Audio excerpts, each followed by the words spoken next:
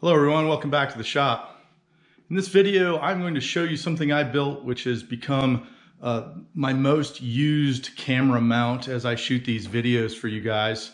And that's this right here. It's an overarm camera mount on a mobile base. I've been using this now since shortly after I shot the videos on how to build a phase converter. And it was that set of videos that brought to my mind the value of having something that would reach out over while not touching what I was working on.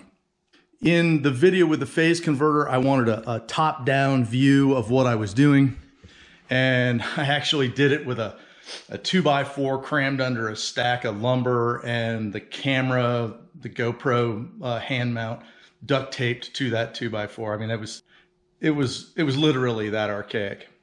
At the same time, I wanted something that didn't take as much floor space as a tripod.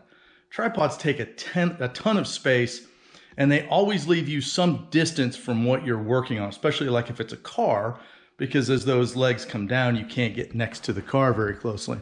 So in this case, this will reach over about anything I want. It's adjustable in height through this arm here, and it's got some pins for quickly moving things around. So I use this for up high shots where I'm way up here. I can use them down low. I can reach out over a car and the car can be running, but because the camera's not touching it, it doesn't move. Anything like that, a bench that I'm pounding on, if your camera's on the bench, you'll get that harmonic through the lens. So all of those problems go away.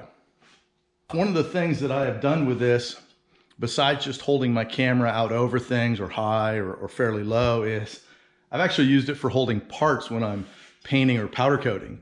Although I don't know exactly how much weight it will hold out here, it holds quite a bit. So yeah, if I've just got some small parts, I will take this off of here, which I just use the clamp. I don't use the pin anymore. I'll take that off and I'll run a hook through here and I can dangle parts. It works out really well as just kind of a universal stand. So stay tuned till the end. I'll show you a couple other ways I use this, and we'll also talk some more about what I have settled on for my camera mounting system that is on everything I use. All right, here we go. So I started this project with the base that I had salvaged off an old office chair. This one happened to be made out of aluminum, but you can use a plastic one. The important part is the chair has a hydraulic lift cylinder in it. So you take the clip off the bottom, that's holding the bottom of the piston or the cylinder, and just set that aside. The remaining piece is just in a taper and you tap it out the bottom. With that tapped out, I used a piece of steel or something, and there's a plastic sleeve inside that keeps that rod centered. So I knocked that out, don't need that, put that in the bin. Here's a look at the material I used. Just a piece of 1-inch flat stock and then 2 pieces of square tubing. The key there being that the square tubing will nest inside each other. The small piece is used for the horizontal crossbar, and then the slightly larger piece is used for the vertical part of the stand. Using the larger piece of square tubing, you can see it fits inside that metal sleeve. What I'm doing here is hammering the sleeve down onto the square tubing, which is deforming it a little bit and keying the bottom in so I don't have to worry about it moving around. I cut a couple of pie shapes out of the top of the sleeve so I could fold them down and weld everything securely.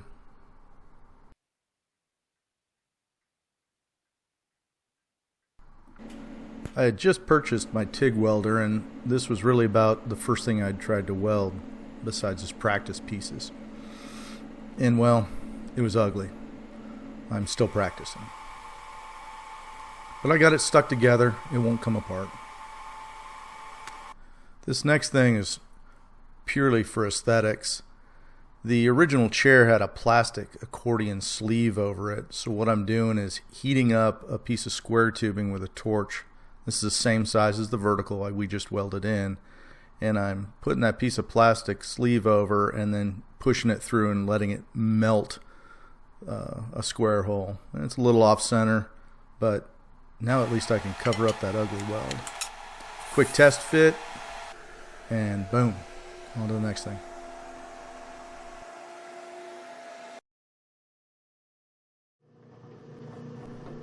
So next up is just an exercise in drilling holes.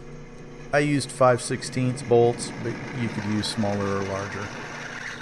I don't have a layout for where I drilled the holes. I used the TLAR method pretty extensively. Even for the length of the crossbar, I held it up and went, there we go, and cut it to length and started drilling holes. So holes on the ends, both ends of the crossbar, the center pivot hole, and then a series of adjustment holes that as you watch through this video, you'll be able to see where I've done them and sort of decide for yourself. Honestly, I drilled a couple holes at one point and then decided that wasn't quite right, and I went back and drilled another one.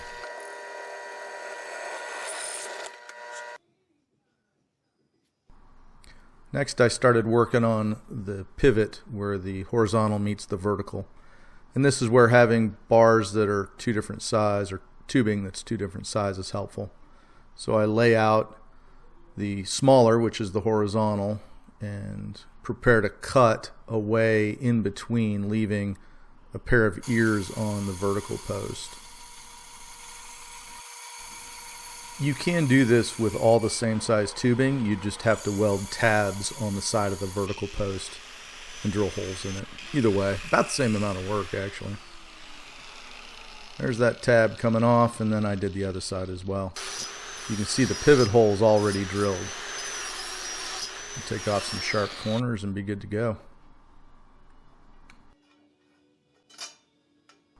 So let's check our progress here a second. That quick tap you see where I'm sticking it in the base, that's what seats that taper. To get them back apart, you just give them a little tap with a hammer and they pop back out. Everything looks good. Let's go on to the next part.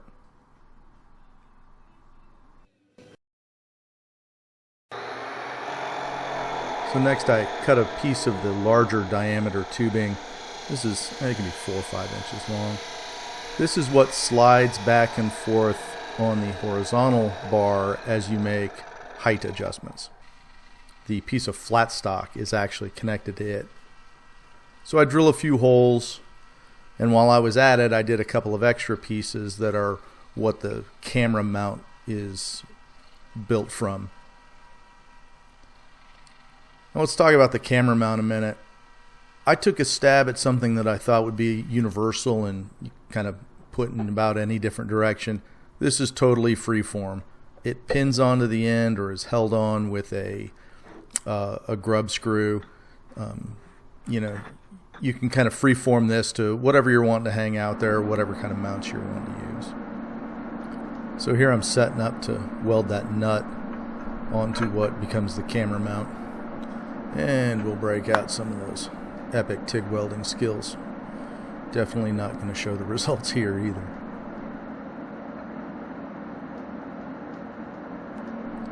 Now I'm back to the slider that goes on the horizontal bar. I've set up a bolt here that I'm welding on, and this will be what the piece of flat stock strap connects to.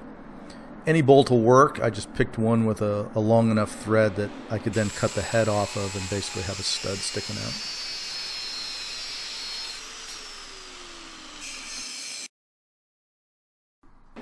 Using some of those nubile TIG welding skills, I started fabbing up what I thought would be a universal mount that would, cover most every situation I could think of. Watch to the end of this video and I'll show you the mounts that I've started using that make all this work unnecessary. Alright, let's do another test setup here. We're sort of designing as we go. There's that part slid on. You can see I put a pin through it for safety. And then the piece of flat stock goes over the bolt we welded on and cut the head off. I use a wing nut there, but really you never need to tighten it up, so a nylock nut is better. If you look closely, I'm attaching the strapped to the vertical post with a pair of welding vice grips. This is how I laid out where I needed more holes drilled. Stability was super good. However, I needed a counterweight in the base, so let's do that next.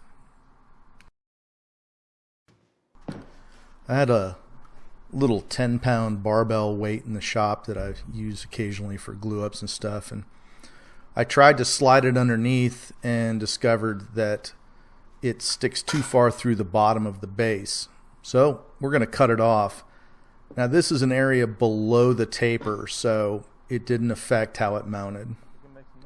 Well, there's little Valor. He was out helping me. We'll throw it in the chop saw and lop a chunk off of here. I made two cuts here. The first cut the end off, which had a nice hole and a cap, and the second cut took out the amount of material I needed to remove. So here's that cap, and I stuck a bolt through from what would be the inside and welded it on, and this then became the stud that holds the weight to the base. Well, thank goodness I've gotten back to MIG welding. These are at least respectable looking when I'm done.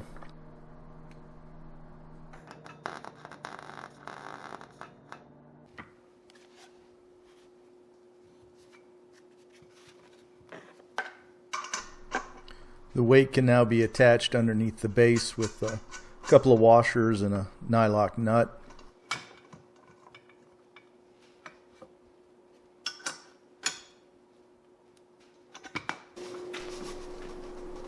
This concrete weight is proven to be more than adequate. You could add a heavier one, like maybe if you've got some cast iron weights. A plate for an Olympic barbell set with a larger diameter hole might slide right over the vertical post and just sit right on top. Alright, let's do one final assembly with all the completed pieces. I did later take it apart and paint it so it looks nice and doesn't rust.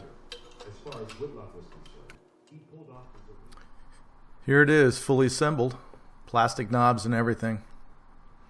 Hang on another minute and I'll tell you about the camera mounts that I've started using.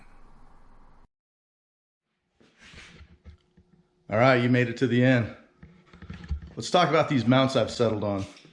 For a while, I was using just the regular GoPro mounts, the plastic clip-in ones, but they all had some little bit of movement that I didn't quite like. And I had a tripod made by a company called SLIK. This is not a paid endorsement. They make all kinds of tripods and mounts and arms. And as such, I was using it on that one tripod and I realized, man, that is super awesome. And I started looking around and I discovered I could buy just these little heads. Now this is the small version. I use mostly a GoPro, although this would hold a DSLR. They make great big ones. They make fluid filled ones. They make all kinds of them. And they make a couple of different sizes of this quick connect job here. So let me show you up here. I've had my phone running just for fun and giggles up here on the mast of the forklift. If I want to take it off, I just push the lock and out she comes. And now look, I didn't drop it. You can buy these little mounts here. They're relatively inexpensive. I put them on just about anything. They've got a standard 1/4-20 in them. You can get them larger. And then if I want to put them in a different mount, they just go in, they clip down, and you lock them up, and that's it. She's good to go. I like these because I can loosen, it's hard to do one-handed, I can loosen the gimbal, and I can move it around anywhere I want, any position. So if the arm is kind of in a weird spot, I can get anything I want out of it.